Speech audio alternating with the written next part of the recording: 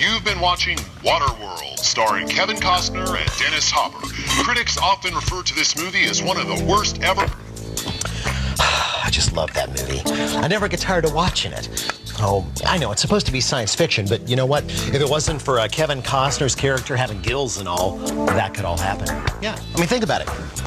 Water already occupies like 75% of the planet's surface. According to the United States Geological Survey, the oceans contain some 321 million cubic miles of water. Okay, now just to kind of help you get your head around that, that means it's like 1,103,984,640,000 gallons per cubic mile. Either way, we're talking about a big gulp here. And of course, there's another 5,733,000 cubic miles of water locked up in glaciers and polar ice caps.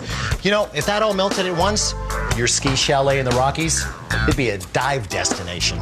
You know, no matter how you look at this subject, water is fascinating stuff. I mean, look at it this way.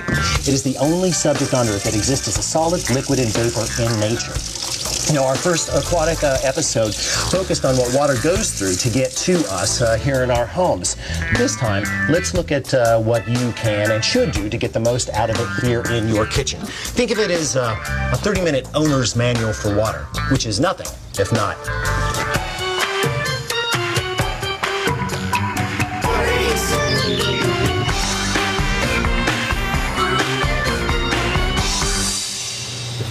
As we pointed out in our last water episode, the Environmental Protection Agency enforces very high-quality standards for drinking water in this country. But there are three things to keep in mind. They are only responsible for water up until the point that it leaves the mains. Even if it is clean and safe, it doesn't necessarily taste good. And depending on the overall health of you and your family, EPA standards might just not be good enough. But before we get into what you can do about these issues, let us review some of the properties that make water such a potentially pesky substance to deal with.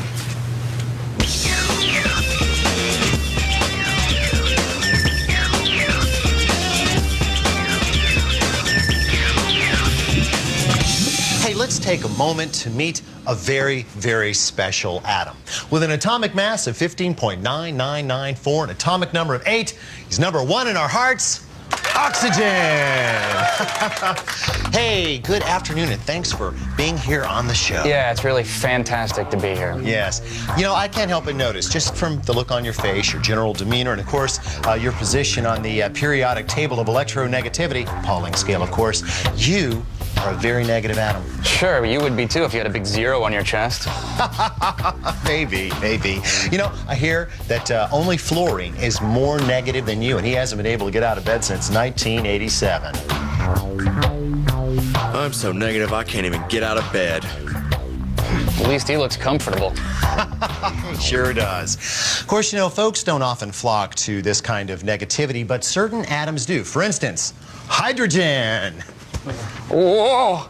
That feels stable. Yeah, it is. And now, where once there was just a lonely old oxygen atom, we've got a brand new molecule called water. But of course, because of where they bond to you, you now have an imbalanced electrical charge. Figures. Yeah, I see you've got a positive charge up here and a negative charge down there. Well, you know what that means. No. You're polar. Oh, it doesn't seem that cold in here. Oh, that's not what I mean. I mean, you'll never be lonely again. Why is that? Well, if you're groundwater, you're gonna rub up next to plenty of other polar compounds. You know, rock, mineral, stuff like that. And they're gonna wanna stick to you like a magnet on, well, a magnet.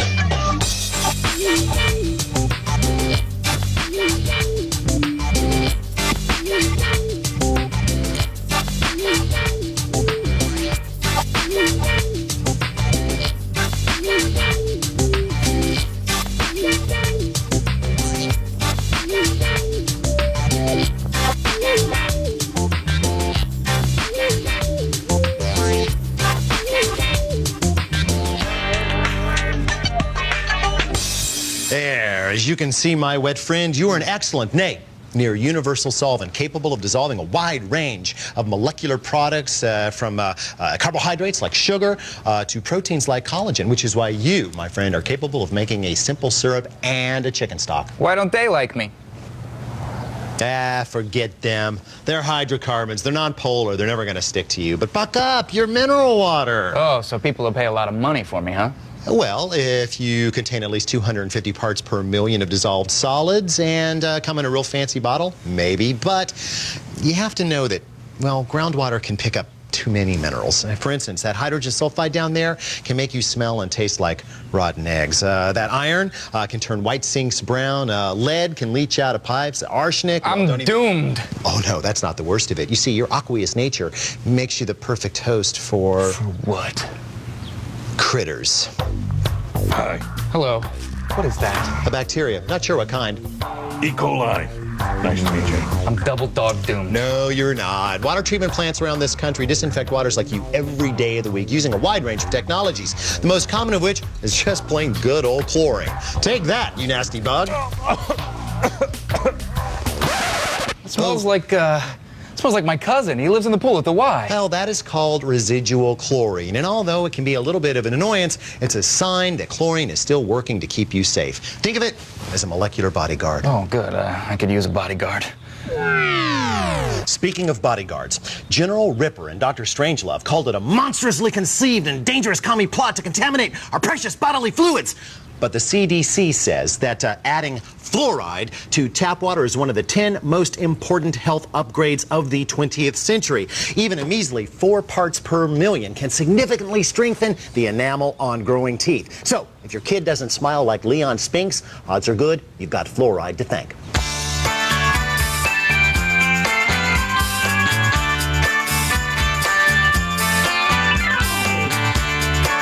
Most of the water that flows through American pipes into our kitchens looks like this. All sparkling and squeaky clean. But we still have to contend with these impurities. Help me! Me. You're so self-absorbed. I'm the new oil, G. You want front with this? There's nothing wrong with him that some attitude adjustment and some filtration couldn't fix. Now, when it comes to filtration, we home consumers generally have 3 options. The most common and certainly the least expensive is a pitcher or carafe style filtration system, and it works, of course, because of this wee little cartridge here. Hey, let's take it to the lab. Front with you? You want a piece of me? Revealing the secrets of a water filter cartridge. Very, very easy. All you have to do is be willing to void the warranty a little bit. There we go. You can reveal that inside this little guy, you have 2 different forms of media. One, kind of like little balls. And these little plastic balls that are impregnated with an ion exchange resin. More on that later. The other substance is a form of charcoal, but not everyday charcoal.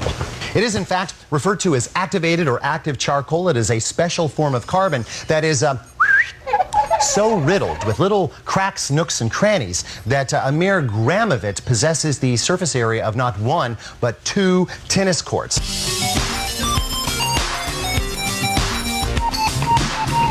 Now, a wide range of substances, organic compounds, pesticides, benzene, certain metals, radon, and chlorine gas will stick to this surface via adsorption. That's with a D. Sponges absorb, and that's another thing altogether. Now, this is a very, very effective detoxifying type of media, which is why it is often used in respirators and old-fashioned gas masks. By running your water through this kind of thing, you can definitely improve both the flavor and the aroma.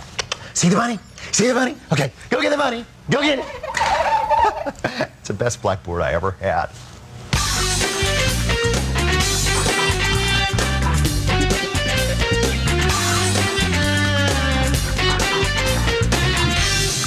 If water filter cartridges like this only contained activated charcoal, then our water would definitely be cleaner, but we would still be plagued with inorganic compounds, things like arsenic, cadmium, chromium, radium, things like that. Those we have to get rid of with a process called ion exchange. You remember those little plastic beads in here? Oh, well, come here. Here we go. Now, the black stuff is the active charcoal, and the other little beads, see them? No. No? Well, Okay, fine. If you could see the beads, each one of them would be kind of like okay, like a big brown suitcase, okay? They're suitcases that are full of ions.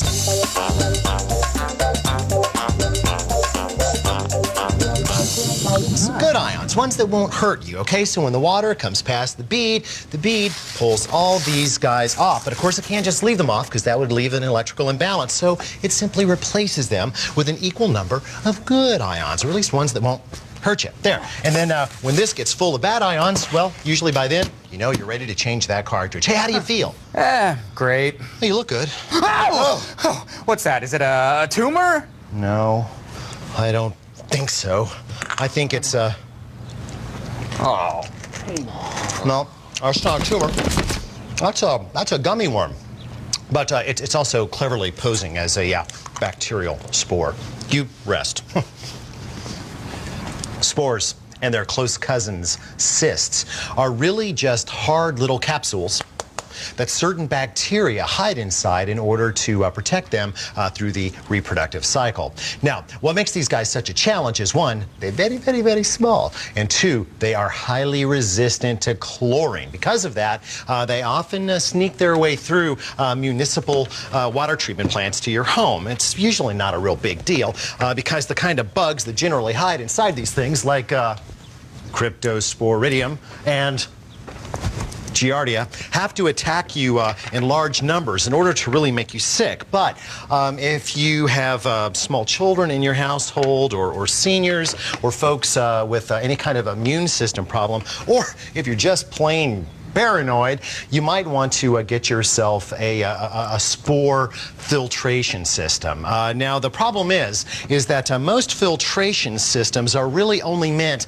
to capture particulate matter, and they've got screens that are about 4 to 5 microns wide, okay, and that's 4 to 5 millionths of a meter. The problem is that they can catch things that'll make your water cloudy, but spores, they slip right through 4, 5, 3, 2 micron screens right down to 1 micron. This is what you really need. How do you know when you're shopping? Well, you want to look for these words. It's not enough that a filter says it's 1 micron. You want an absolute pore size of 1 micron. That will ensure that none of the holes are larger than 1 micron, okay? You can also look for the NSF, or National Sanitation Foundation, standard 53 or 58 for cyst removal. Now that you know what most water filters do, you can choose your platform wisely. Besides my favorite carafe model, faucet mounts and under sink systems have the advantage of a far greater volume, and in most cases water pressure too. But remember, no matter what form of filter you decide to use, cartridges are cartridges, and they've got to be replaced regularly. See, eventually the pores in the active carbon will plug up, the filtration will clog, and then all these little cartridges become kind of like bacterial breeding grounds, which kind of defeats the whole purpose, you know?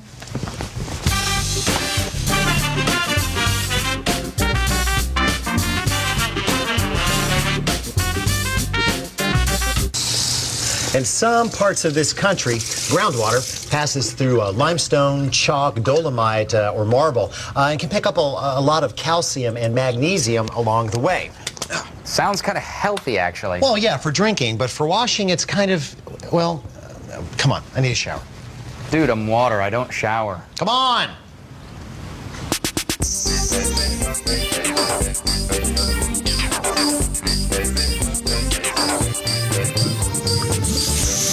See, calcium and magnesium react with stearates in the soap, creating a kind of insoluble scum. Very nasty. Makes it really, really hard to froth up any suds, which is why they call it hard water. And it gets worse. Hey, can you hand me that towel? The calcium can precipitate out of the water, creating hard white scales on things like the insides of electric kettles, hot water heaters, and the spray arms inside your washing machine. Well, one time in Utah, I saw a shower head that looked like it had stalactites hanging off of it. Am I doomed? No, you're not doomed. We just need to soften you up a little. Let's go to the basement. Okay. Now, I don't want you to worry about a thing, okay? Because a water softener is nothing but a big ion exchange. It's going to cash in some of that magnesium and calcium for sodium. The nice thing about having a built-in system like this is it'll soften all the water in the house. That way, your hot water heater doesn't get all crusty and nasty. You decorate this place yourself? Oh, no, we rent this place out to this little dungeon. Anyway, we won't see them. So here's how it works. You open this up, and you fill this reservoir with salt. This is just big old rock salt. And the tank fills up with water, dissolves just a little bit of that salt, mixes it up, and then it basically, well, it kind of...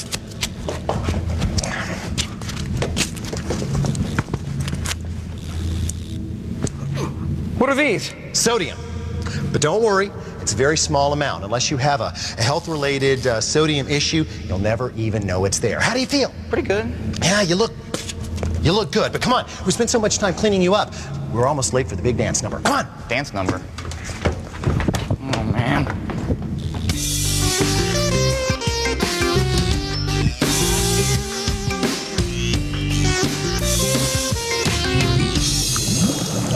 Amazing, isn't it? Oh, I know, it doesn't look like much from here, but trust me, this is a very, very big deal. I mean, have you ever wondered why it takes so gosh darn long for a pot of water to come to a boil? Because water has a very high specific heat. That means it can absorb a vast amount of energy without actually having its temperature change. What's going on? Well, let's take a closer look, shall we? Under normal circumstances, the average water molecule makes and breaks a few dozen hydrogen bonds a second. It's just the way water is. Pour on more energy, and the bond building and breaking speeds up considerably, but the temperature goes up very slowly. This is good news because it means that once a cooking solution reaches a desired temperature, it's a lot easier to maintain that temperature than it would be in, say, something like oil. This is why we bake delicate custards in a hot water bath. The water absorbs heat from the oven without delivering it all to the cups. Now, once water reaches 212 degrees Fahrenheit or 100 degrees Celsius at sea level, of course, the temperature stops climbing and the water begins to boil. That is, the hydrogen bonds are building and breaking so quickly that the water molecules just begin escaping into a vapor state. Compared to other substances that are liquid at room temperature, 212 Fahrenheit is darned hot. Acetone, for instance, boils at a measly 132 degrees, methanol at 149, ethanol at 174.4, and propanol at 206.6. Anyway, the energy that is carried away by this vapor is very useful because when that steam hits a cooler body and condenses, thus changing phases yet again, it releases a huge amount of heat, which is why this broccoli will actually cook faster in steam than it will in boiling water, even though the water is obviously far denser than the vapor. Now, the really groovy side of this equation is that if exposed to dry surroundings, regardless of the temperature, that water will turn back into vapor, taking more heat with it. And that is why sweating cools us down. It's also why Crocs are good at keeping water cool.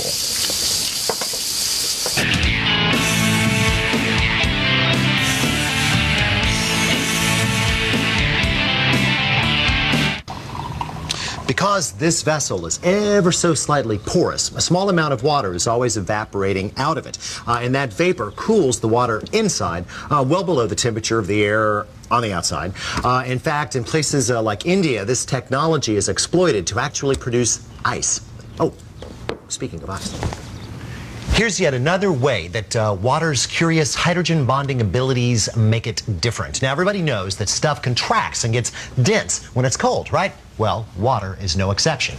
As the energy drops, the molecules get closer and closer and closer and closer until they drop below 4 degrees Celsius. Then they do something really strange. Like a marching band at dressed right, they line up and spread out in a uniform pattern. Eventually, all movement ceases and the solid called ice is born.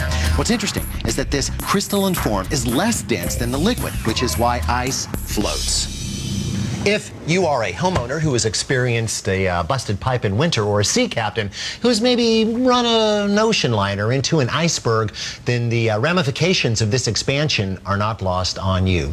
As for the relationship between ice and the cook, well, that'll have to wait for another show.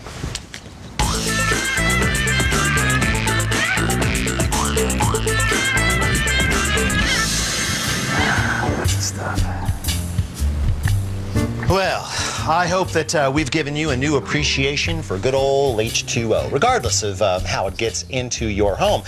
How you decide to treat it once it's there can radically improve its flavor and performance. Yeah, that fancy bottled stuff ain't got nothing on me.